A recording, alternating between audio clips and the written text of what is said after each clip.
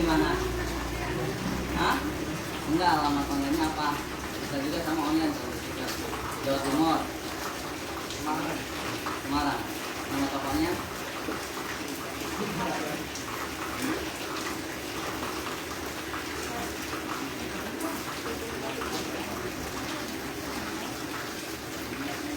Santai aja ya. Makan.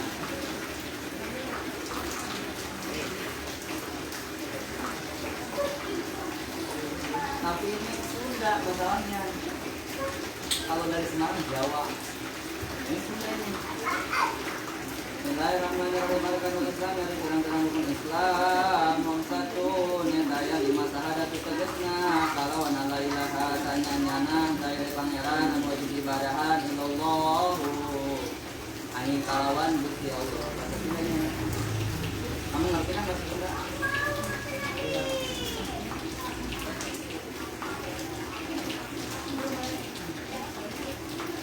Sasana itu pen enak kan? Kamu ngerti nggak bahasa Sunda?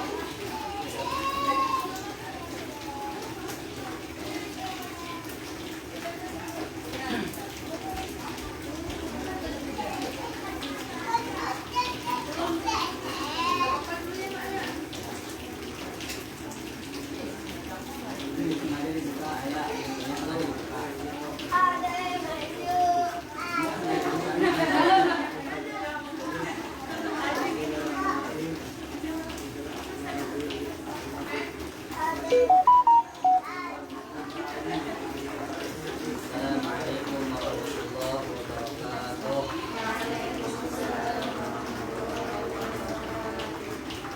Bismillah walhamdulillah wassalatu wassalamu ala rasulillah wa ala alihi wa sahbihi wa sallam.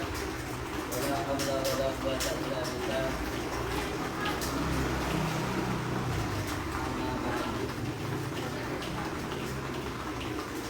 Qala Allah ta'ala fil Qur'anil Karim wa huwa asdaqul qa'ilin. A'udzu billahi as-sami'il 'alim minasy syaithanir rajim. Bismillahirrahmanirrahim. Ya ayyuhalladzina amanu qu anfusakum wa ahlikum nara. Qala sayyidina Umar ma'nahu ajibu auladakum thumma adiluhum. Sadaqallahu wa sadaqa rasulul karim. Ustaz salah bawa kitab pelajaran fikih sekarang.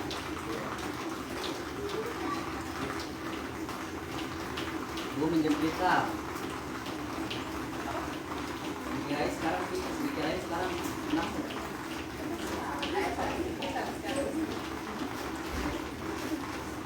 Ini pun coba tuh. Pantesan pada buka kitab fikih ya Allah.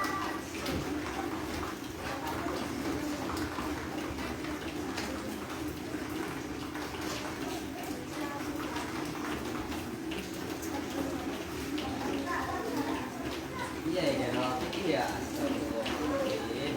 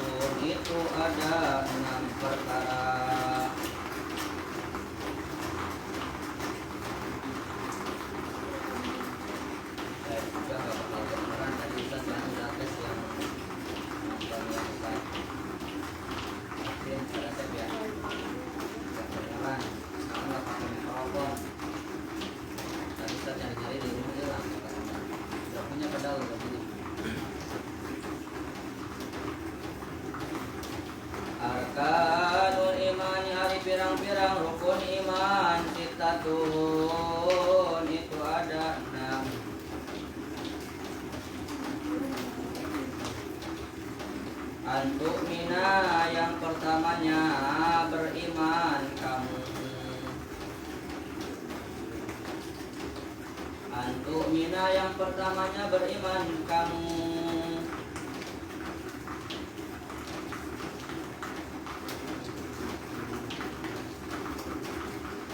Billahi kepada Allah. Antu'mina beriman kamu billahi kepada Allah.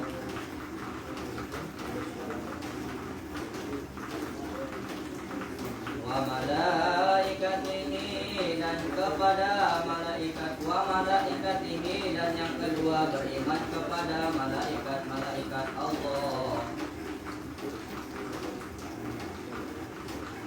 Wa malaikatihi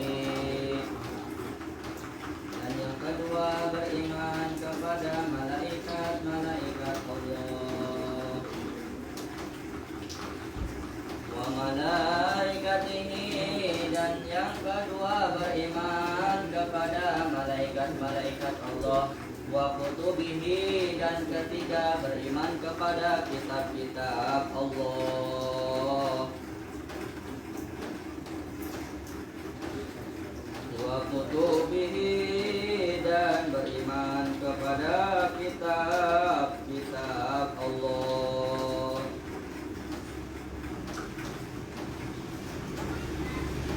Wa rusulihi dan yang keempat beriman kepada Rasulullah.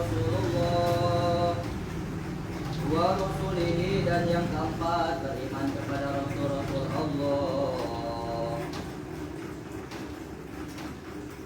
Wa bil yaumil akhir dan yang kelima beriman kepada hari akhir. Wa bil yaumil akhir dan yang kelima beriman kepada hari akhir. Wa bil yaumil akhir dan yang kelima beriman kepada hari akhir.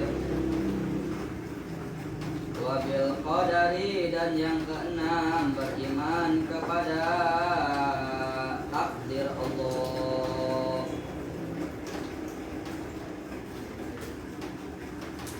Bahasa Sundanya papasten. Wabil qadari jeung anu kagenepna beriman kana papasten gitu. Masih ingat waktu kecil musola. Wabil qadari dan yang keenam beriman kepada takdir Allah.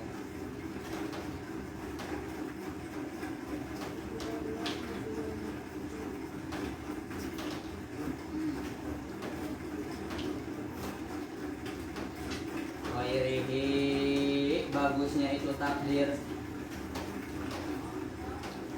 Khairihi bagusnya itu takdir.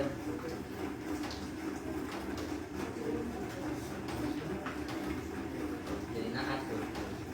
Naat manuk tuh. Jangan dibaca khairuhu. Jadi apa kalau dibaca khairuhu? Wabil qadari khairihi yang bagusnya. Khairihi bagusnya itu takdir. Nya kembali kepada takdir. Nah, rujuk ila qadari.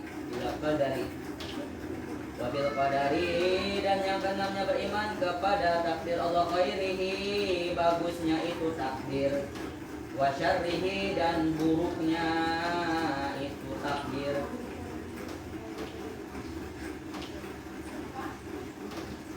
Jangan buruk deh bahasanya. Wa syarrihi dan jeleknya itu takdir. Kalau yang ini wa syarrihi kalau di kamus boleh, di kamus ada syarr itu jelek aja. Wa syarrihi dan jeleknya itu takdir. Minallahi dari Allah. Wa syarrihi dan jeleknya itu takdir. Minallah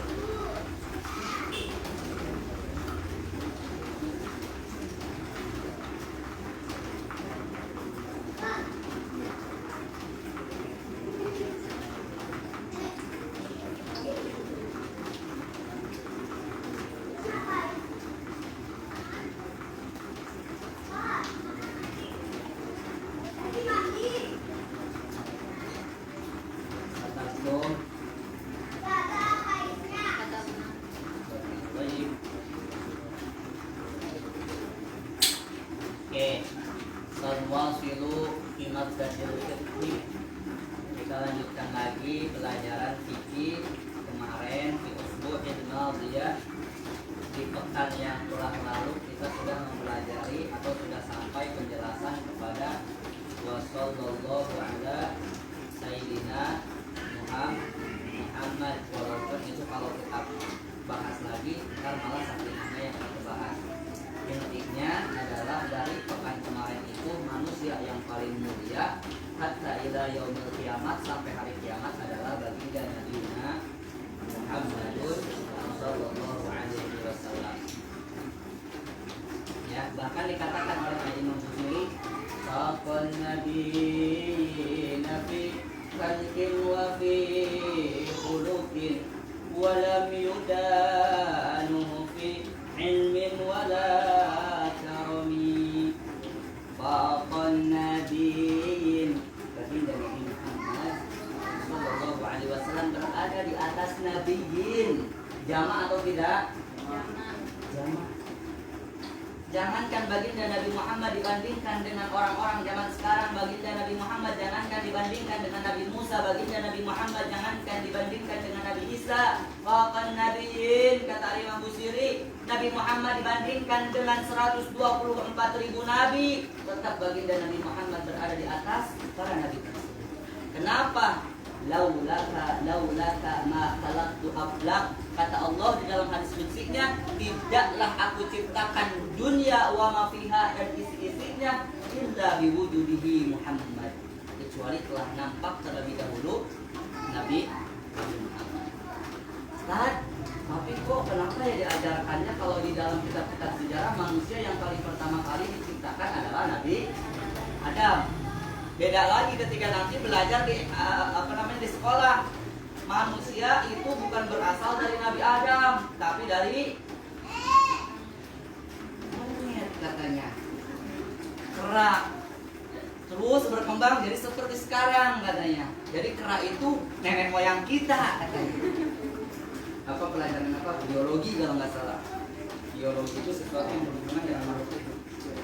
Nah, kita mah tetap punya keyakinan makhluk yang pertama kali diciptakan adalah Nabi Adam. Cuman ada yang lebih mendahului Nabi Adam. Siapa? Nurnya baginda Nabi Muhammad. Jadi itu kenapa yang dicatat di dalam sejarah adalah Nabi Adam, karena Nabi Muhammad baru berbentuk cahaya, baru berbentuk ruhnya saja, ya kan? Dijelaskan di dalam kitab Daqaiqul Akhbar. Nanti beli itu ada di Cilengsi, baca. Di situ menceritakan tentang penciptaan dari pertama nurnya Nabi Muhammad sampai berbentuknya Nabi Muhammad. Itu khusus membahas tentang Nabi Muhammad saja, nurnya sampai berbentuk dengan jisimnya Nabi Muhammad. Ya kan? Jadi dalam kitab tersebut itu dijelaskan bahwa qad ja'a fil khabar, bahasanya, kitab bahasa gundulnya, bahasa Arab gundulnya udah lupa, kitabnya di rumah. Jadi Allah itu menciptakan saja rotal yakin. Jadi ada pohon dulu tuh diciptakan oleh Allah, namanya al-yakin. Wa khalaqahu, dan menciptakan Allah kepada nurnya baginda Nabi Muhammad. Singkat cerita, itu nurnya baginda Nabi Muhammad dikasih cermin sama Allah. Dikasih cermin supaya ngaca tuh. Itu langsung dijelaskan di dalam kitab nurnya baginda Nabi Muhammad. Saking kagetnya melihat sangat tampannya bentuk yang diberikan oleh Allah kepada baginda Nabi Muhammad. Belum berbentuk Nabi Muhammad ya, tapi baru berbentuk nurnya, baru berbentuk cahayanya. Kaget. Ahsan jiddan, bagus banget gitu maksudnya. Fakotoro situ kotorotin, saking malunya karena melihat ciptaannya itu yang diberikan kepada Allah bagus. Fakotoro situ kotorotin, baginda Nabi Muhammad mengeluarkan 6 kali tetesan keringat daripada nurnya. Apa yang dikatakan di dalam itu kitab? Wa minal qataratil ula, dan dari tetesan keringat cahaya baginda Nabi Muhammad yang jatuh kepada alam dunia, ke muka bumi ini, khalaqallahu Abu Bakrin, Allah ciptakan Abu Bakar. Abu Bakar secara hakikat jadi diciptakan dari tetesan pertama yang jatuh daripada nurnya baginda Nabi Muhammad. Nanti pilihannya. Ya kan? Wa minal qatrati tsani, dan daripada tetesan yang kedua, khalaqallahu Umar bin Khattab. Allah ciptakan Umar bin Khattab. Seandainya tidak ada tetesan dari cahayanya baginda Nabi Muhammad yang pertama, ma araftu Abu Bakrin, kita enggak bakal kenal Abu Bakar. Seandainya tidak ada tetesan yang kedua daripada baginda Nabi Muhammad, ma araftu Umar bin Khattab, kita tidak akan bisa mengenal Umar bin Khattab. Wa minal qatrati tsalits, dan daripada tetesan yang ketiga, khalaqallahu Utsman bin Affan. Allah ciptakan Utsman bin Affan.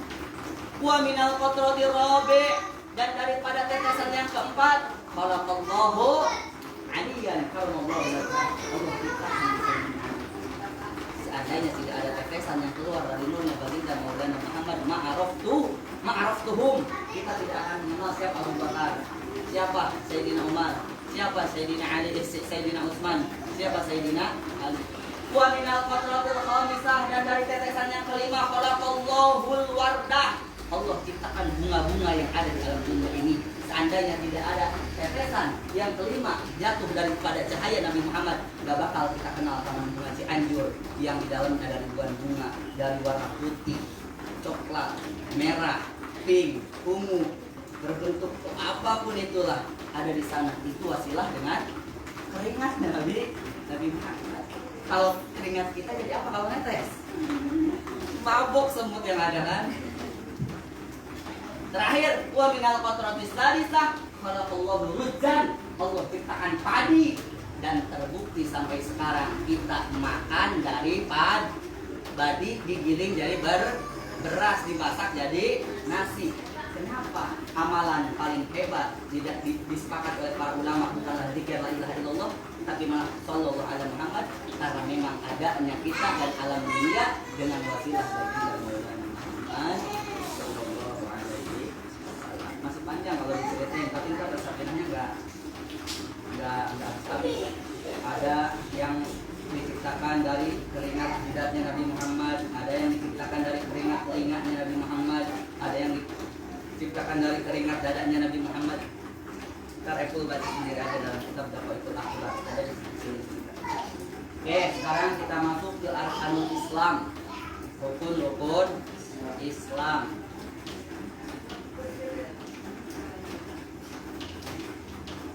Apa sih rukun?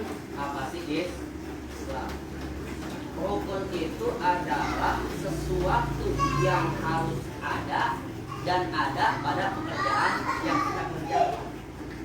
Satulah, rukun itu adalah sesuatu yang harus ada terhadap sesuatu yang kita kerjakan. Berbeda dengan syarat. Ya, berbeda dengan syarat. Kalau syarat mah sesuatu yang harus dilakukan tapi tidak ada di dalam sesuatu yang kita kerjakan. Contoh, dalam sholat ada syarat sholat, ada rukun sholat. Syarat sholat itu harus suci. Berarti kita harus bersuci. Bersucinya itu ketika kita sholat atau sebelum sholat. Sebelum sholat itu disebutnya syarat. Harus bersuci. Syarat itu sesuatu yang harus kita lakukan tapi tidak mengikuti, tidak ada di dalam pekerjaan itu. Berbeda dengan rukun. Di dalam rukun sholat yang pertama adalah niat. Allahu Akbar. Ingat, niat banyak disalahartikan. Allah, saya niat sholat maghrib 3 rakaat menghadap kiblat karena Allah Ta'ala Akbar. Dari mana ada itu? Cukup. Lihat Habibana Umar, guru daripada guru para habaib dunia. Istaqimu wa'dadilu li annahu min tamam salat, pakai suwak 3 kali Allahu Akbar. 1 detik langsung. Enggak usah. Allah, saya niat sholat isya 4 rakaat menghadap kiblat karena Allah Ta'ala. Enggak ada keterangannya. Karena niat adalah qasdu syai'in. Bermaksud mengerjakan sesuatu, bukan melafalkan sesuatu. Bisa pulang. Niat itu qasdu syai'in. Niat melakukan sesuatu, bukan melafalkan sesuatu. pelan-pelan. Jadi bukan Ustaz ulang-ulang biar paham. Allah, niat saya sholat subuh 2 rakaat menghadap kiblat karena Allah Ta'ala barubar, kata Ustaz yang menjelaskan kepada kita. Terserah mau ikut yang mana, cuma Ustaz punya sanad guru ke Cianjur.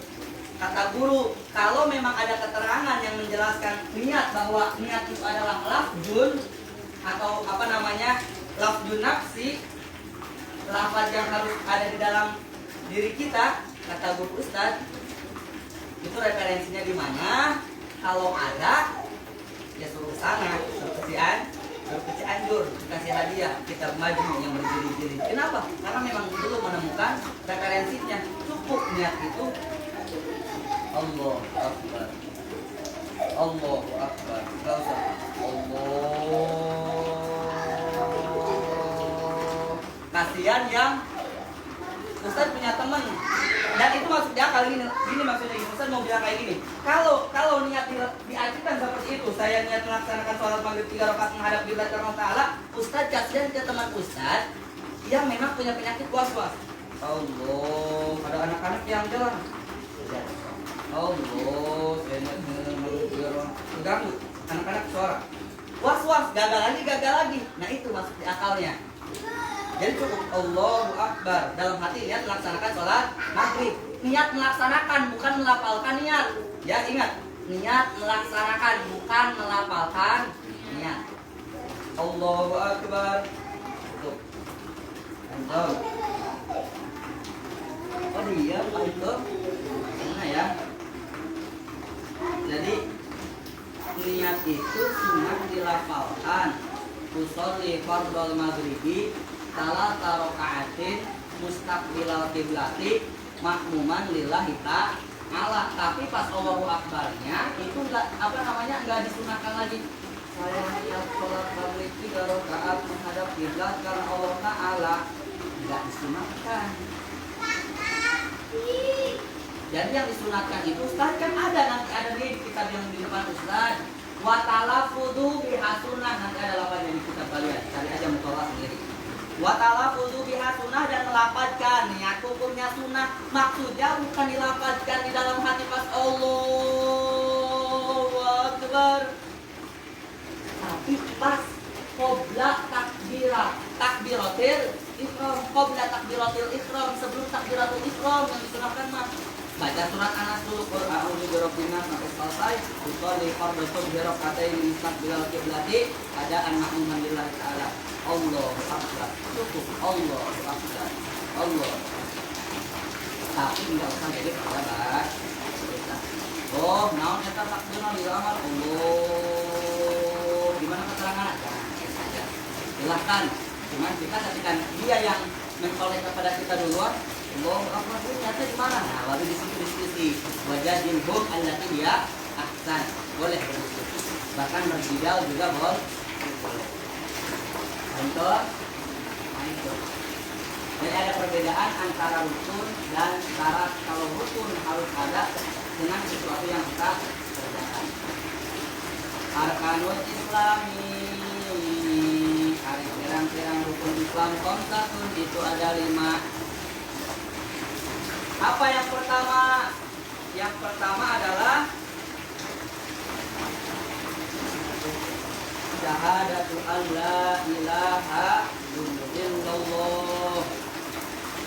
Kita menyaksikan, dalam artian menyaksikan itu kita meyakini Allah ilaha, sesungguhnya tidak ada Tuhan yang berhak disembah illallah kecuali Allah. Kenapa kita wajib untuk senantiasa mentauhidkan kepada Allah? Karena kita sudah berjanji di dalam perut kita. Dalam Al-Quran kalau nggak salah ada kalimat alastu birabbikum qalu bala syahidna. Kalau nggak salah itu benar ini kalau salah. Bukankah aku ini Tuhanmu? Alastu birabbikum, bukankah aku ini Tuhan kalian? Ketika Eko di dalam perut, ketika Alfi di dalam perut, ketika saya di dalam perut, Santriwati di dalam perut, itu Allah berbicara seperti itu kepada kita. Alastu birabbikum qalu bala syahidna. Ya Allah, Engkau adalah Tuhanku dan kami menyaksikannya. Makanya diulang lagi di sini, kita wajib untuk senantiasa meyakini kepada Allah bahwa Allah adalah Tuhan yang esa. Kita perhatikan sama satu kelompok. Ketika kita masuk waktu balik, wajib bersalaman dengan orang yang menyaksikan. Ikuti asyhadu an la ilaha illallah wa asyhadu anna muhammadar rasulullah. Jadi itu ada kelompok yang mengartikan ini seperti itu. Dan ntar misalnya saya punya anak, balik tetap syahadat lagi di hadapan kalian. Ikutin asyhadu an la ilaha illallah wa asyhadu anna muhammadar rasulullah. Di mana keterangannya? Kan anak itu enggak kafir, keluar dari rahim ibunya yang muslim, dibikin sama bapaknya yang muslim. Kenapa harus syahadat lagi? Pas ditanya referensinya di mana? Enggak ada referensinya, Ustaz. Kita membuka ayat Al-Quran aja, terus buka hadis aja, terus kita kuning nggak dipakai. Enggak, kenapa? Larangan ulang. Padahal kita harus mengikuti ulang. Tapi jangan dipermasalahkan. Ingat ajaran Ustaz seperti itu. Berbeda boleh berbeda. Mau yang pakai kunut, mangga. Nggak pakai kunut, mangga. Mau yang syahadat lagi kayak tadi, mangga. Yang nggak syahadat lagi juga mangga. Yang penting sama-sama Tuhannya sah, yaitu Allah. Kan itu yang bikin kuat umat Islam itu, wa'tasimu bihablillahi jami'an wala tafarraqu. Bersatu, yang pakai kunut bersatu, yang nggak pakai kunut bersatu, NU bersatu, Muhammadiyah bersatu, Karsis bersatu, Wahabi yang nggak tahlilan bersatu, yang syahadat lagi bersatu. Baru umat Islam akan menang. Masalahnya sekarang masing-masing. Virus individualisme yang melekat di dalam diri umat Islam, itulah yang menyebabkan umat Islam di Indonesia semakin turun persentasenya. 1945 99% Islam, tapi 2020 kemarin disurvei sama MUI tinggal 82,2%. Tuh 82,2. Dan bisa jadi kita nanti seperti Rohingya di Indonesia. Balik, yang tadinya kita mayoritas jadi minoritas. Dan ketika sudah minoritas, apa yang terjadi? Syariat Islam tidak bisa ditegakkan, azan tidak boleh, pakai jilbab tidak boleh, apalagi pakai itu yang kita takutkan. Padahal sadar syariat ada yang ngomong gelarnya profesor, itu mah tradisi Arab katanya, jangan dipakai di Indonesia, gelar doang profes.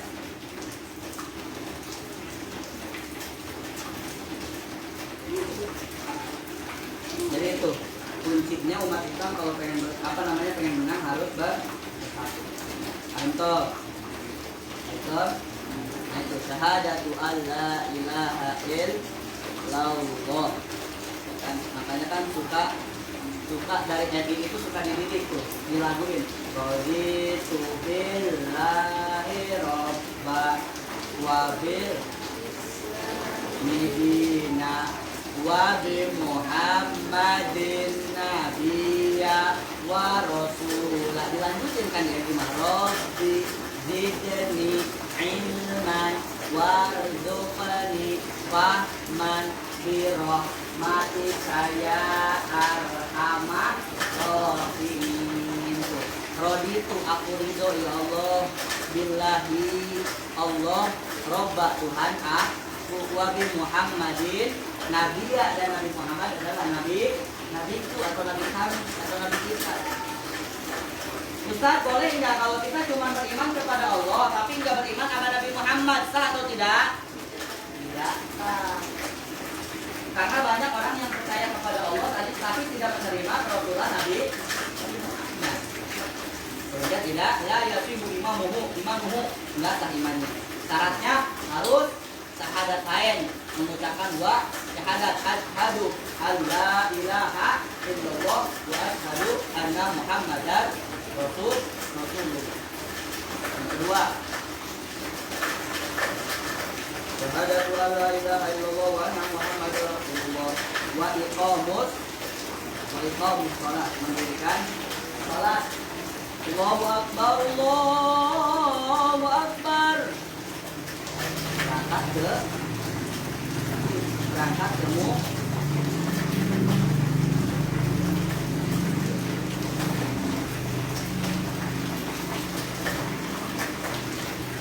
ketika azan berkumandang berangkat ke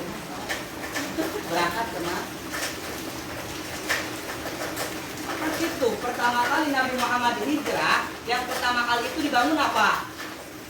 Masjid. Kalau nggak salah Masjid Kuba. Karena apa? Karena di dalam masjid, kata dosen Ustaz itu semuanya sama. Tak pandang miskin, tak pandang kaya, tak pandang rakyat, tak pandang pejabat. Semuanya di situ bersujud kepada Allah, merendahkan diri kepada Allah. Makannya wajar. Dulu Nabi Muhammad siarnya berhasil 23 tahun. Satu kuncinya dinilai di mas, sholat di mas, belajar di mas. Yang kemarin saya ceritakan namanya At-Tufa. Jadi di samping masjid dikasih apa namanya? Ini apa? Di atas itu atap serondoyan, ya kan? Terus manjang. Di situ Nabi Muhammad mengajar. Makan di mas, minum di mas, tidur di mas. Tapi sekarang DKM-nya masih degem. Ustaz main waktu MTS, waktu STM, liburan kelulusan tahun berapa lupa, ke Bandung. Sampai Bandung jam 12:30 malam, kedinginan, mau masuk masjid, dikun ada tulisan dilarang tidur di mas. Tanya ke DKM-nya kenapa? Takut ngacai katanya. Astagfirullahaladzim, seujun tadinya maksudnya. Setiap tidur dinyatakan ngacai. Wah, ngacai teh apa bahasa Indonesianya kok? Ngiler. Jangan, katanya pas ditanya subuh-subuh kenapa? Takutnya nanti ada yang tidur gitu kan, kena sejadah, kemudian ngilernya kena sejadah. Ini kita berbicara tentang fikih, nggak ada jorok-jorok. Ngilernya kena sejadah jadi najis katanya. Ustaz bener kan najis? Jawab, ya najis kalau memang itu benar-benar keluar dari perut. Tapi kalau keluarnya dari air ludah nggak najis. Bagus DKM-nya untuk menjaga kesucian masjid. Cuman harusnya jangan terlalu digembok. Takutnya ya seperti tadi, ada musafir mau berangkat kemana lewat Bandung jalan kaki kedinginan, bisa istirahat di dalam masjid. Nanti gimana caranya dia bisa pakai tas, dia kan bantalnya bisa pakai sarung dia, itu kan bisa diakalin. Jadi paling bagus itu masjid nggak digembok. Emang bagus tujuannya, satu supaya nggak ada yang tidur, yang kedua nggak ada yang ngambil prop. Ini yang ngambil propak masjid maling kelas tinggi. Jadi maling juga ada kelasnya. Ya yang maling sendal di masjid itu kelas ecek-ecek lah malingnya. Salah namalin keterangan dari Ustadz, put masofa wadah makadar, ambil yang bagus, tinggalin yang jelek. Diamalin berangkat Jumatan pakai swallow, pulang pakai karpil. Astagfirullahaladzim. Nah di situ pentingnya ngaji yang apa ya? Yang tuntas ya. Put masofa wadah makadar, ambil yang bagusnya, buang yang buruknya. Pamit sama besar pulang. Silakan. Besoknya diamal. Amalin kata siapa? Kata Ustadz disalahin. Padahal salah memang udah akhir zaman kali ya. Kemarin di Cikuda di kampung Ustadz sendiri begitu dirantai ke tembok, jebol lumayan tuh keropak. Padahal lumayan buat bayar listrik di masjid itu. Jatah keropak tuh ada 6 kalau nggak salah, di luar 2, di dalam 4. Nah yang 2 yang di luar dibobol. Luar biasa malingnya kelas kak. Tapi mudah-mudahan nggak baca basmal. Haramnya malah 2 kali lipat. Maling juga baca basmalah juga. Kan kemarin kita sudah bilang hukum baca basmalah itu terbagi, ada yang haram. Bismillahirrahmanirrahim. Nawaitu maling lillahi ta'ala. Saya niat maling karena Allah ta'ala. Kemarin dosanya jadi berkali deh. Astagfirullahaladzim. Gimana judulnya? Na'udzubillahimin. Alvin mau malam mingguan, misalkan jemput perempuan. Bismillahirrahmanirrahim. Jangan, udah aja berangkat. Dosanya cuma satu. Dosa zina doang. Wala akan robu. Kenapa Ustaz berkali-kali apa namanya mempraktekkan kalimat bismillah? Itu terjadi di teman Ustaz. Demi Allah, Ustaz gak bohong. Kalau ada Quran boleh apa namanya disumpah di awal Al-Quran. Tawuran hobinya STM. Badannya gede. Namanya Rijal. Namanya STM. Namanya Rijal. Orang mana merah. Demi Allah, itu kalau tawuran berkali-kali gak pernah kena samurai itu meskipun kecuali dia yang bacok temannya. Bacok lawannya, maaf salah. Tanya apa? Jawab apa amalan ente sampai ente ditakuti sama STM di Bogor Timur. Satu baca Allahumma antas salam wa minkas salam wa ilaika ya'ud. Astagfirullahaladzim. Ustaz salah mempraktek. Emang doanya mujarab. Allahumma anta salam. Ya Allah, keselamatan ada pada dirimu. Wa minkas salam, keselamatan darimu. Wa ilaika ya'ud salam. Wahai narobana salam, hidupkan aku dengan keselamatan. Sampai tawuran berkali-kali tidak pernah sedikit pun kecuali dia ya. Bahkan pernah dikasih sama polisi tapi alhamdulillah berkah daripada apa zikir atau apa enggak kena. Jadi di NU itu ada tradisi kalau ada masalah tuh selain pergi ke masjid, pergi ke apa namanya pergi dulu ya, awas jangan salah paham. Pergi ke guru minta ujangan. Nah biasanya guru itu di Nahdlatul Ulama ngasih arahannya apa? Pergi ke makam aulia tawasul di sana, dan betul harusnya dia terkena apa namanya terkena ya harusnya dicari sama polisi kena, tapi itu udah aman-aman aja. Itu berkah daripada aulianya Allah. Makanya ada keterangan jangan kalian menyangka para aulianya Allah itu mati, mereka hidup di dalam kubur. Keterangannya di mana Ustaz? Di dalam kitab Tanqihul Qaul.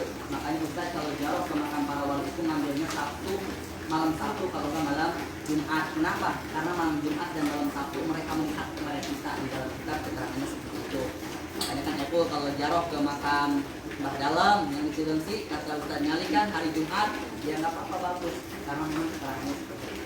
Contoh, jadi jangan salah gunakan ayat, jangan salah gunakan hadis, jangan salah gunakan doa Allahumma antas salam, ya Allah keselamatan dan lain sebagainya. Tapi tujuannya maksudnya buruk, tidak boleh.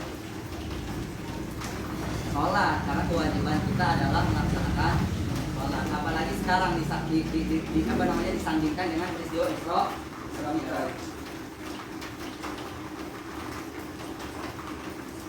Isra Mi'raj, Ustaz mau nanya, terjadi pada tanggal berapa? 27 Rajab, qaul yang paling kuat, walaupun di situ ada kalimat ikhtalafa al-a'immah, perbedaan pendapat daripada ulama. Dari mana Nabi Muhammad hijrah Isra wal Mi'raj? Dari Masjidil Haram. Pertanyaan Ustaz, fokus dengerin. Dari mana Nabi Muhammad Isra wal Mi'raj? Dari mana ke mana?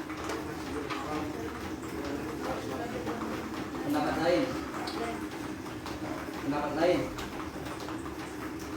Ayah, perhatiin pertanyaannya. Dari mana ke mana Nabi Muhammad melakukan Isra wal Mi'raj? Ya, 5 detik. 1. Fitri. Enggak. Oke. Fitri, Rahayu. Dari mana ke mana? Apakah dari rumah? Apakah habis 5 detik ya. Dari mana? Dari Bogor ke Jonggol apa dari mana? Ya. Bongkar.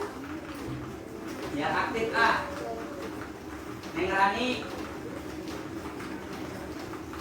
Pagi. Dari Masjidil Haram ke Sidratul Muntaha. Terus Sinta.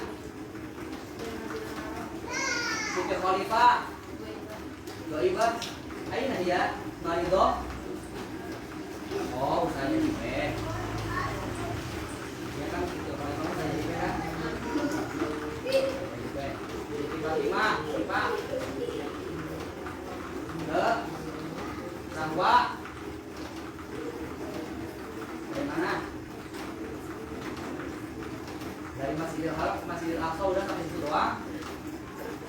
Elah menceritanya kamu harus ini. Makanya ada buku kuat berkata iya atau tidak. Harus yakin. Udah sampai situ doang. Kalau iya iya, kalau tidak tidak. Iya atau tidak? Ya. Ya daripada tidak ditanya dari. Kalau Pina, dari mana ke mana? Nabi Muhammad Isra wal Mi'raj. Dari Mekah ke Madinah.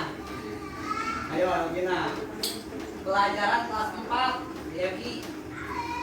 Cuman kamu belum diajar sama Pak Andri karena Pak Andri baru 3 tahun.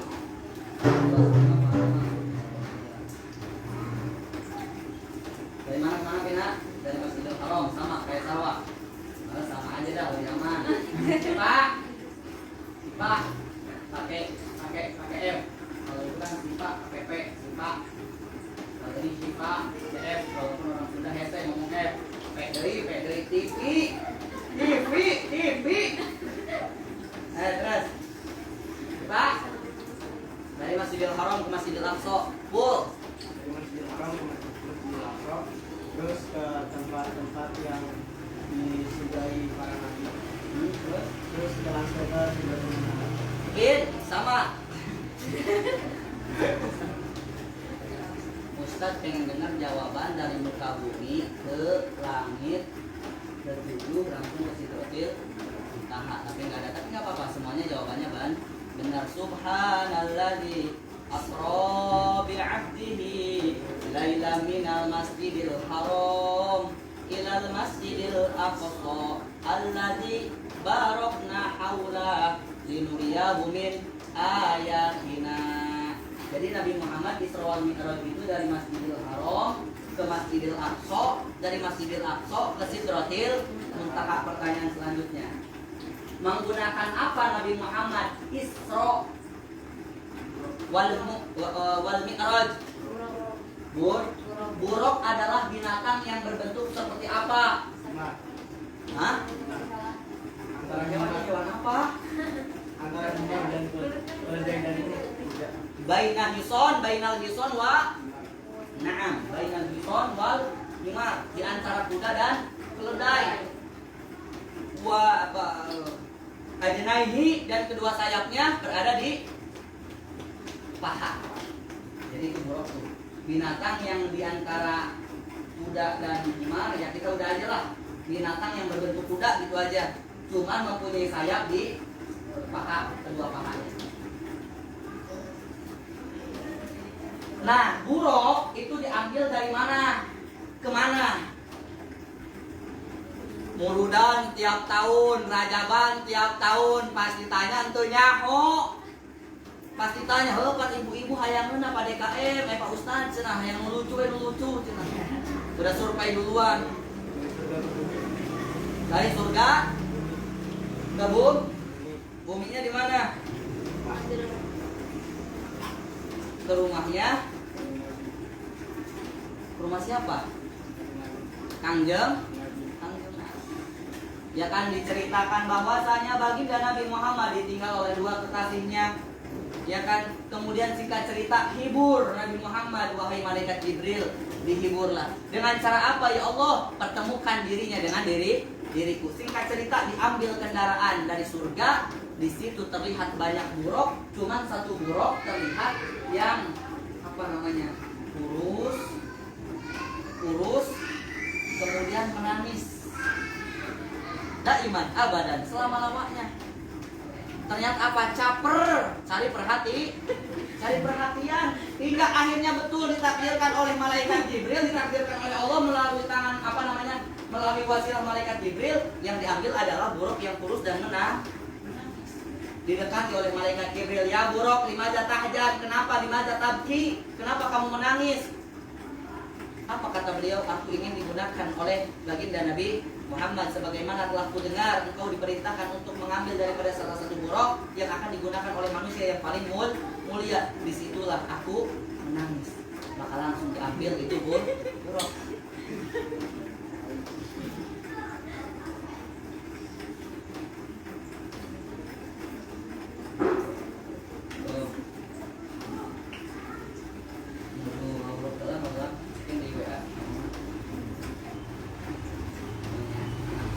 Di grup kapal di coba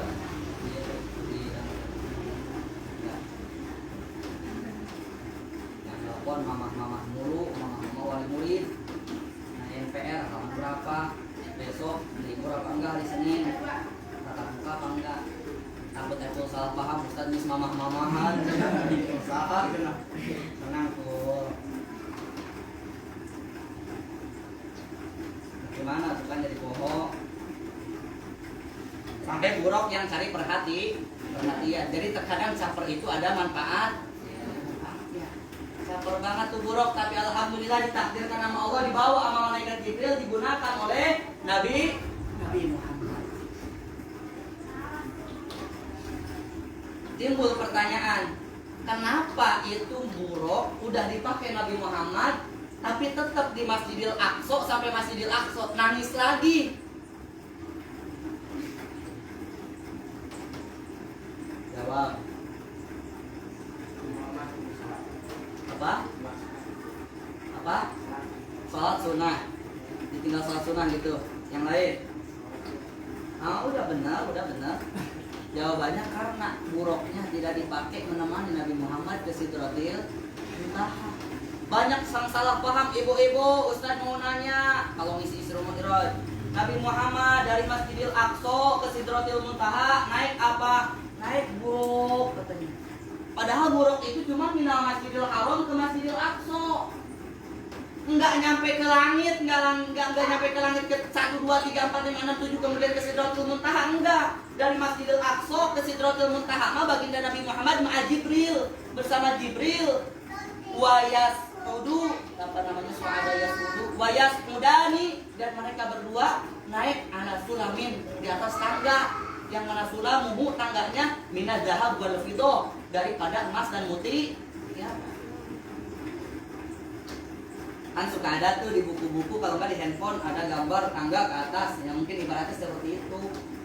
Jadi banyak yang salah paham. Isra Mi'raj dari Masjidil Haram ke Masjidil Aqsa ke Sidratul Muntaha naik buruk terus katanya.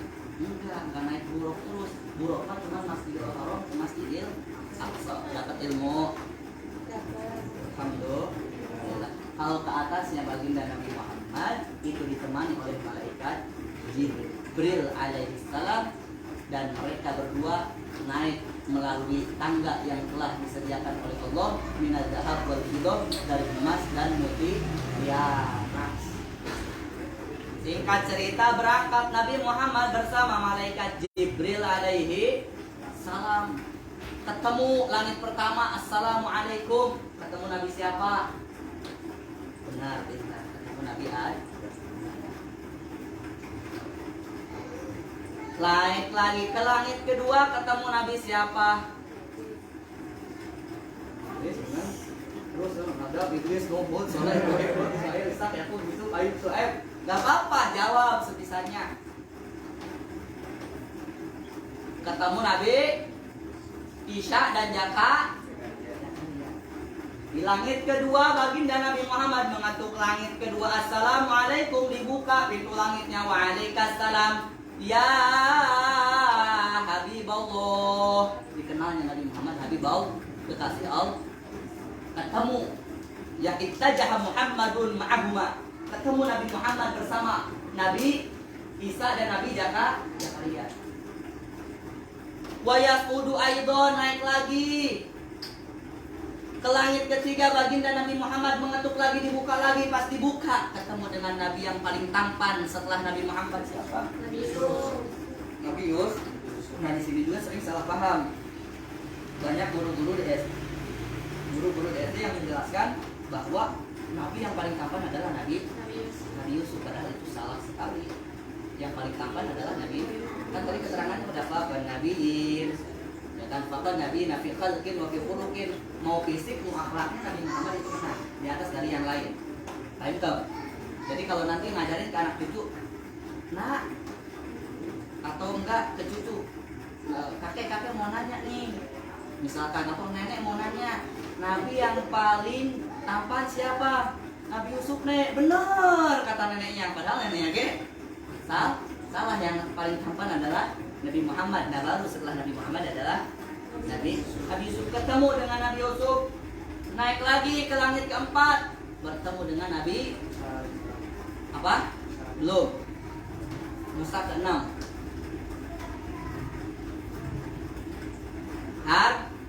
Harun.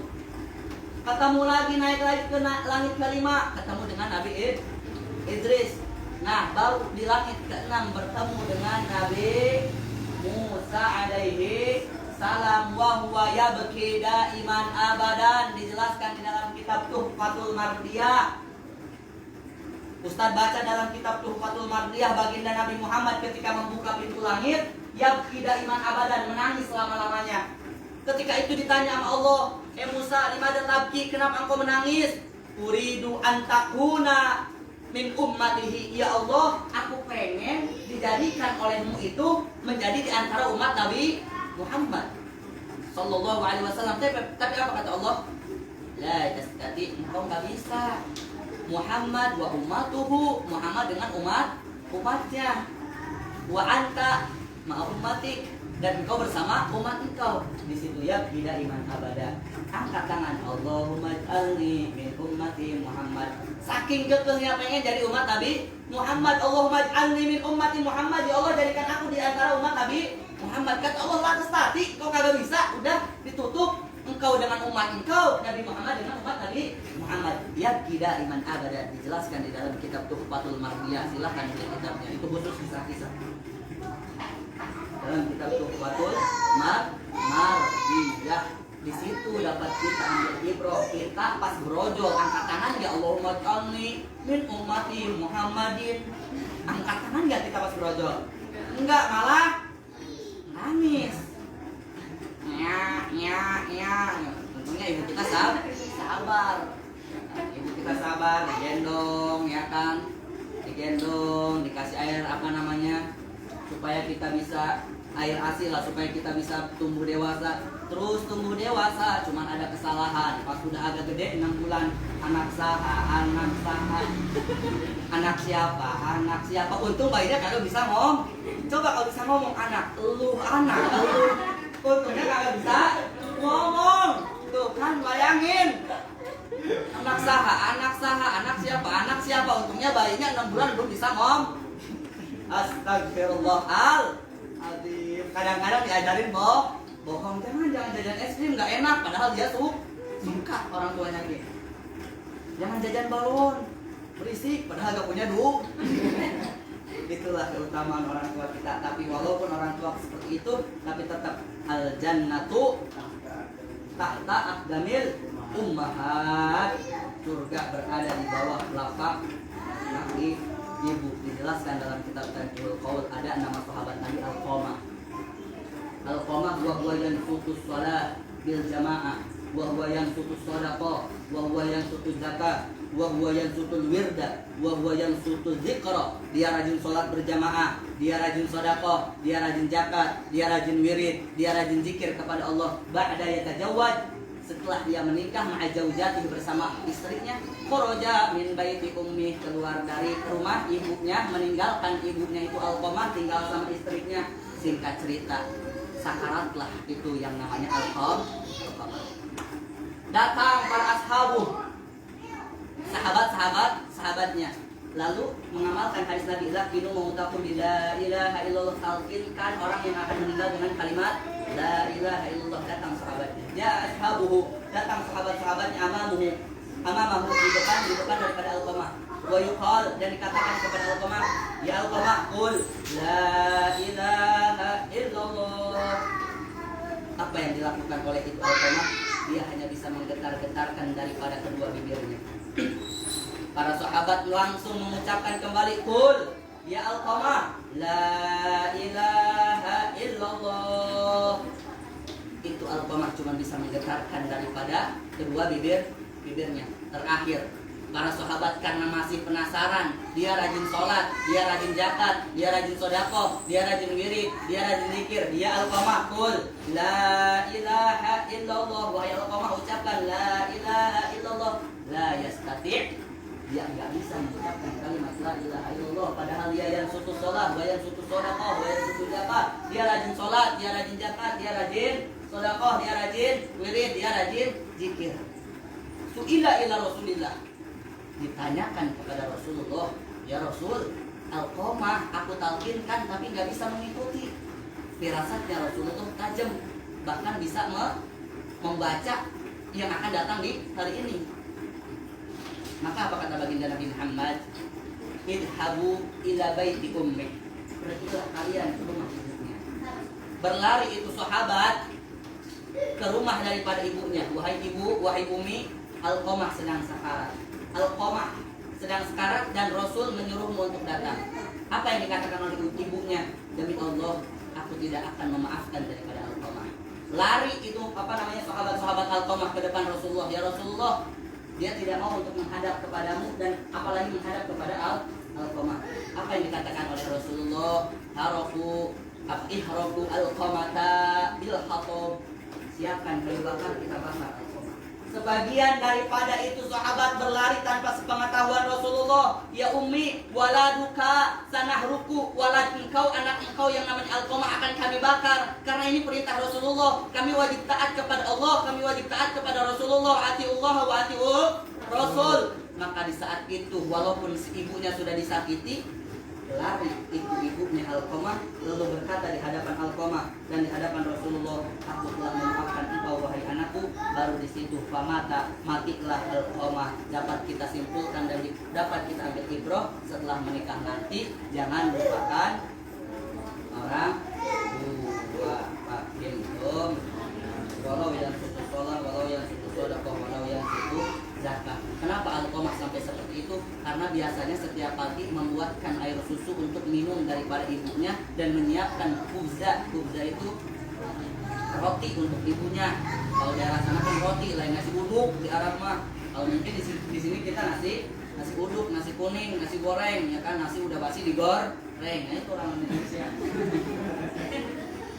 Masya Allah. Kalau kurban luar biasa. Ustaz dapat kabar dan Ustaz Haikal Hasan, kalau di Arab itu kalau kurban wadah perut kotoran kambing atau sapi kagak diambil, dibuang. Karena itu wadah goib, wadah kotoran. Di Indonesia dibeset, dibuang kotorannya, disikat, jadiin babak soto bab. Tapi apa? Ya berkah aja, nggak kena penyakit. Yang penting kita niat Bismillah untuk ibadah kepada Allah. Lanjut apa jangan? Udah ya? Tanya jawab. Wallahu a'lam bishawab.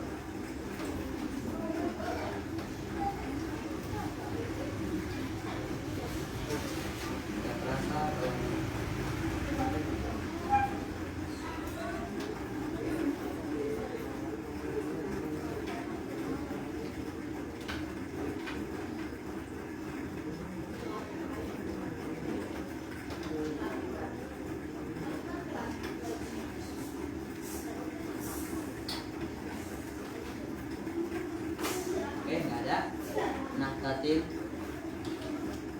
kalau nahtatim fi halal itu sebelum kita tutup pertemuan ini. Hal ladaikum soal, ada pertanyaan. Sa'alukum aidan hal ladaikum soal. Jangan gini, jawab pakai bahasa Arab. Hal ladaikum soal. Nafi atau Tayyib.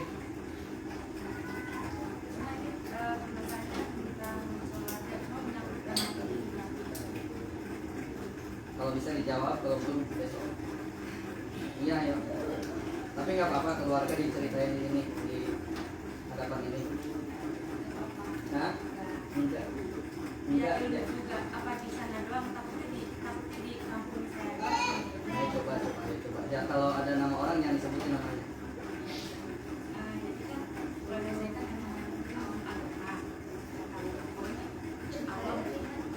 Kan enggak, sekarang dia udah mundur. Ya insya Allah Ya, amin. Terus jadi kakek itu dia nggak bisa sholat, nggak pernah sholat, tapi ke orang tuanya itu sangat berbakti dari perilakunya. Cuma dari perkara agama tuh orang minus. Setiap lebaran kan kunjungi cuma hanya kakek itu selalu tapi orang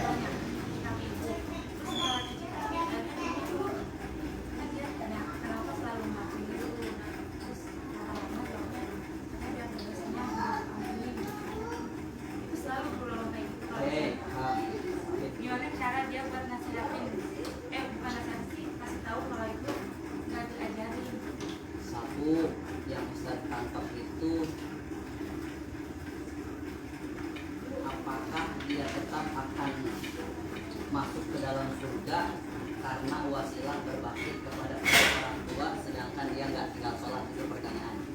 Sedangkan dia meninggalkan sholat, itu pertanyaan yang pertama. Yang kedua, apa hukumnya ketika kita mencuci daripada ada beberapa pertanyaan dari kisah yang tadi dia ceritakan. Apa hukumnya kita mencuci kaki kemudian airnya itu diminum? Tiga dari dia tadi.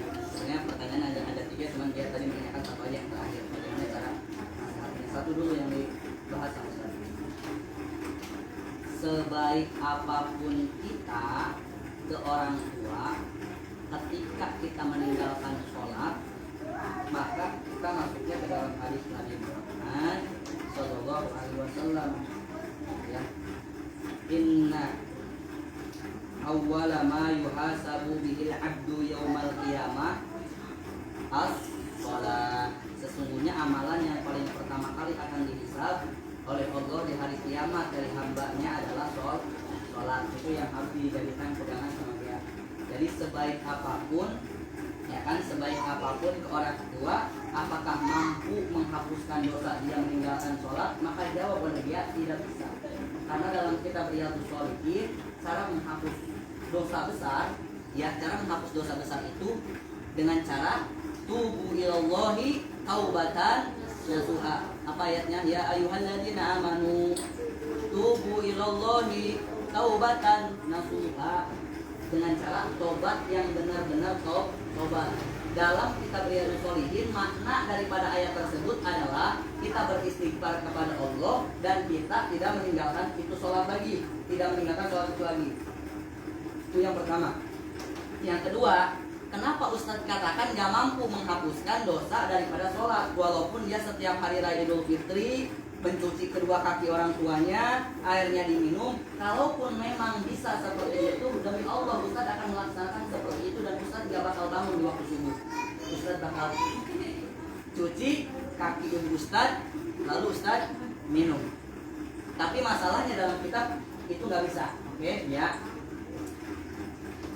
Kenapa dikatakan gak bisa? Jawabannya ada dalam kitab Al-Kabair. Banyak orang menyepelekan sholat, ya kan? Padahal di dalam kitab Al-Kabair dikatakan, kalau nggak salah karangan Syekh Abdul Salam, jilidnya warna biru kalau yang Ustaz punya. Itu ada Al-Kabair, itu artinya dosa-dosa besar. Urutan yang pertama apa? Syirik kepada Allah. Yang kedua yang bikin Ustaz kaget apa? Kalimatnya, judulnya maudhu'uhu tarkus sholat, meninggalkan sholat. Jadi meninggalkan sholat itu dosa besar peringkat kedua. Jadi ada peringkat-peringkatnya. Di dalam kitab Al-Kabair tuh kalau kita rajin muthalaah enak. Ngejawabnya juga bisa pakai referensi. Tadi kan pakai Riyadhus Shalihin. Udah tadi jelas. Terus tadi yang kedua Ustaz pakai Al-Kabair. Jadi tarkus sholat, meninggalkan sholat itu dosa besar yang nomor 2 ya, yang harus dijadikan nanti bahan kasih nasihat ke kakek dia atau ke saudara dia. Terus yang ketiga, hukum meminum daripada air dari basuhan orang tua. Nanti Ustaz muthalaah lagi. Kalau kita bahasakan alat berkah sih sebenarnya cukup dengan mencucinya saja, nggak usah diminum. Karena Nabi Muhammad pun mengajarkan kesehatan. Takutnya orang tua kita habis main dari pasar, belum cuci kaki, udah dicuci, belepotan, ya kan? Air tadinya bening jadi kayak semur apa tuh, ya kan, sayur apa diminum, takutnya malah mengandung kuman. Jadi nanti ya sebenarnya nggak nunggu Ustaz muthalaah sih. Sementara ini Ustaz jawab ya jangan berlebihan, itu kan berlebihan. Apalagi sampai menganggap dengan meminum itu menghapuskan dosa yang tadi meninggalkan sholat. Adapun dengan cara apa? Kita harus menasihati, ud'u ila sabili rabbika bil hikmah, dengan cara lemah dan jangan pulang dari Hidayatul Khair. Dikasih waktu sama Ustaz Silmi, kalian pulang 7 hari. Lu tahu nggak sholat itu diwajibkan dengan oke. Bahkan kata Ustaz di pondok pesantren itu peringkat 2. Jangan sih begitu. Nah itu nggak boleh. Alaikum soal akar. Alaikum soal. Maafin. Itu apa namanya tarik.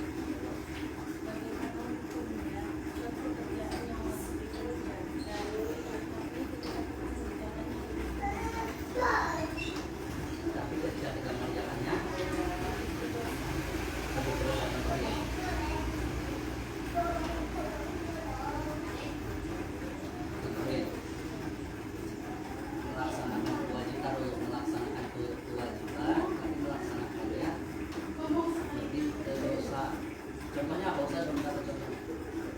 Likulli syai'in mithalun. Setiap sesuatu bagusnya pakai contoh. Kita bareng-bareng cari, mikir, cari contohnya. Melaksanakan kewajiban, tapi lebih apa tadi? Lebih banyak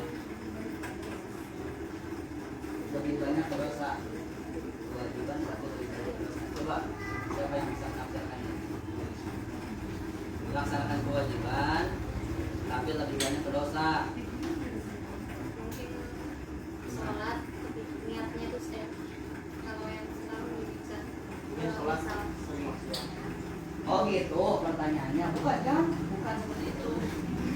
Saya udah punya tafsir kalau seperti itu tadi, makanya dipikir lagi bukan. Melaksanakan kewajiban, tapi lebih banyak ketika melaksanakan kewajiban itu dosa, melakukan dosanya, kesalahannya. Coba contohin tadi apa? Melaksanakan sholat, lanjutin. Gak apa-apa, waktu kita belum habis. Tuh, masih ada 20 menit. Cuma tadi saya makannya percepat supaya kalian bisa istirahat. Kalau saya belum istirahat, masih belum selesai. Bikin tugas UTS. Kami bahkan kan untuk ilmu itu kan wajib hukumnya. Kalau kan kedua sih nggak wajib. Terus pas dia lagi nuntut ilmu itu niatnya nuntut ilmu itu bukan semata-mata nyari ridho Allah, tapi mau menjatuhin orang lain nih.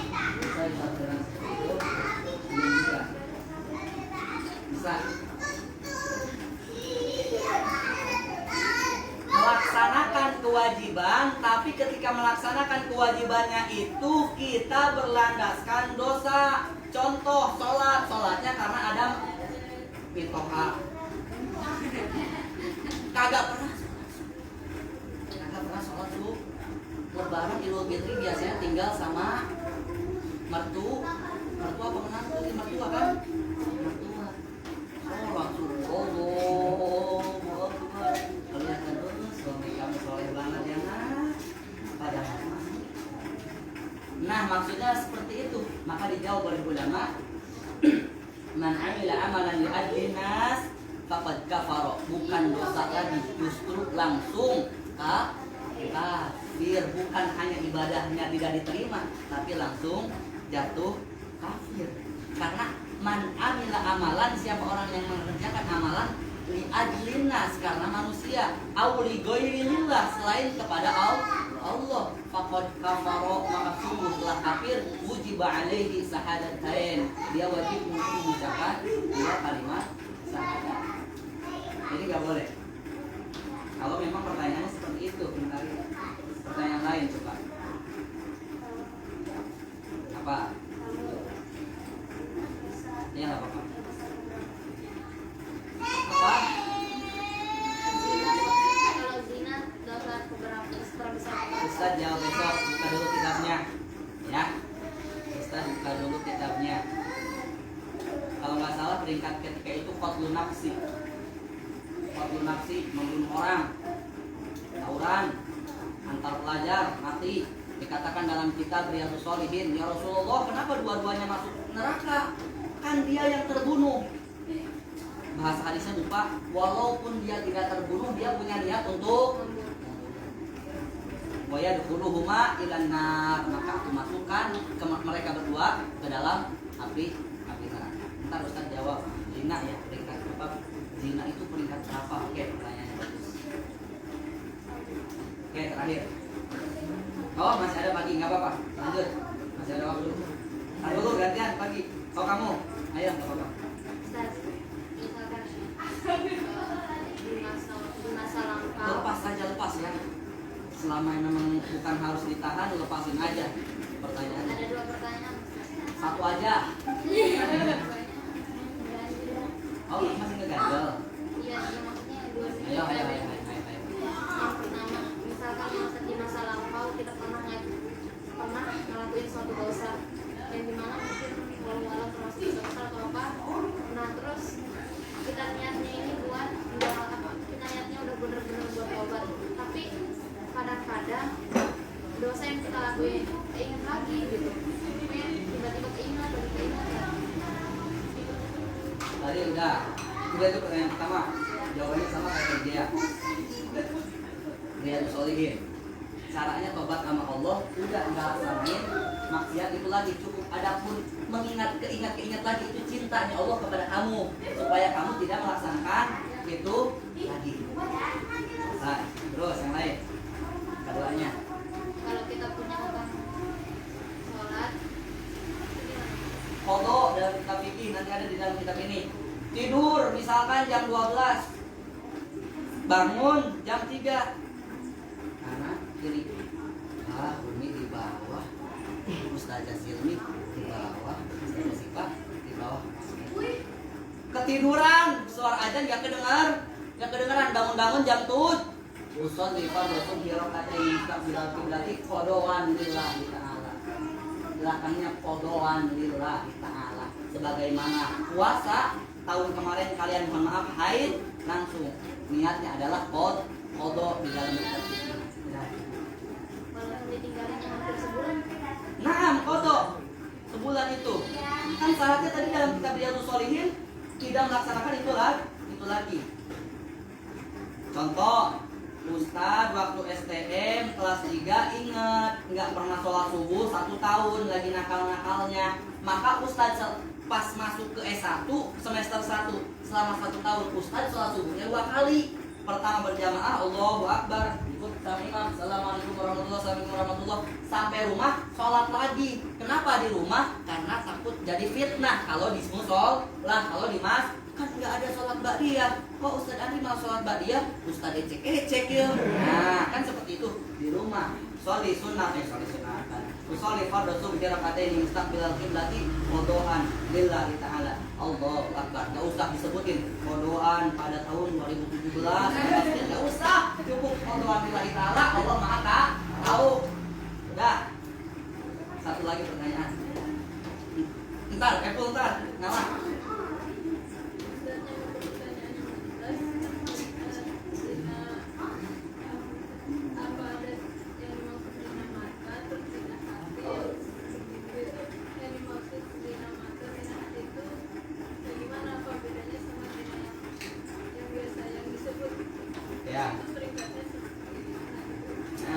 Zina itu salah diartikan, mohon maaf, ini harus jelas. Dan Ustadz kalau ngajar masalah bab haid di kelas 4 Ustadz jelaskan sedetail-detailnya. Jangankan bab masalah tadi zina, masalah bab haid kelas 4 udah Ustadz jelaskan sedetail-detailnya. Makanya anak-anak ini kalau pengen diajarin fikih bab haid itu nggak mau siapa-siapa. Ustadz jelas, maksudnya memang nggak boleh kalau masalah berbicara tentang masalah fikih nggak boleh diremang-remangin, takutnya malah salah paham. Nah begitu pun dengan masalah zina, itu pun memang betul, khususnya di dalam kitab tasawuf tadi hal itu dijelaskan secara detail. Zina itu bukan, mohon maaf, bukan berhubungan antara laki-laki dan perempuan saja, ya kan? Tetapi ada yang namanya zina mata. Zina mata ini apa? Mohon maaf, makanya Ustadz sangat setuju sama kalian di sini tanpa handphone, ya kan? Tanpa handphone. Kenapa? Ya memang godaannya banyak. Mohon maaf, Ustaz ceritakan sedikit. Kita buka YouTube. Ada paketnya apa ya? Nah, itu kan kalau kita sering buka salawat yang paling pertama kali para baik. Kadang-kadang diselipkan nih Habib Rizik. Doain Habib Rizik sekarang sama menantunya Habib Hanif satu sel. Sejarah. Ada wajar musibah pada keterangannya jelas di dalam kitab Nasoihul Ibad An-Nujum Salamatu Sama An-Nujum, keselamatan langit ada pada bintang-bintang. Kalau nggak ada bintang-bintang turun itu ambruk langit. Wasalamatul ardi kadhabai bi dzurriyyati, keselamatan bumi ada pada diri para habaib. Tapi di Indonesia habaib di jarak wajar, musibah nggak berhenti. Sampai banjir, buaya naik, ini kan musibah. Bayangin coba. Cuman aneh pemikiran pemerintah kita itu, ini mah cuma gara-gara sampah di kali, gara-gara hutan gundul gitu kan. Kalau yang menyangkut-nyangkutan kemaksiatan itu ustaz ekstrim katanya. Nah, pas buka itu di iklannya, mohon maaf, ada aplikasi tulisan micet. Iya, aplikasi micet adalah aplikasi di dalamnya adalah perempuan-perempuan yang siap datang ketika kita klik ketemuan di hotel mana dan kita di situ berhubungan. Jangankan kita sebelum berhubungan, baru kita mengadakan komunikasinya saja di situ sudah termasuk maksiat. Maksiat apa? ya kan, maksiat hati. Kemudian apa namanya, klik tombol pencarian misalkan, maaf, yang dikliknya adalah sesuatu yang tidak diperbolehkan atau dilihat oleh kita, maka itu termasuk zina. Cuma zinanya bukan zina muhson, bukan zina goyer muhson, ya itu mah bab tentang masalah laki-laki dan perempuan. Itu maksudnya zina mata. Apa zina telinga? Zina telinga adalah mendengarkan sesuatu yang diharamkan oleh Allah. Apa itu zina kaki? Yang menggunakan kaki ini ke tempat yang dilaknat oleh Allah. Apa zina tangan? Yang menggunakan tangan bukan untuk ibadah kepada Allah. Kalau ahad, kalau minggu, ya kan, pegang tangan pacarnya haram, walaupun bukan zina berhubungan tapi zina tangan maksudnya. Jadi ada klasifikasinya bagi itu bagi yang malas. Ya habis waktunya buat minggu depan. Toyib. Jazakumullah khairan katsir. Muhtasim doa ini sabar terbaik. Subhanallah wa bihamdika asyhadu an la ilaha illa anta astaghfiruka wa atubu ilaik. Wassalamualaikum warahmatullahi wabarakatuh. Langsung istirahat. Ntar kitabnya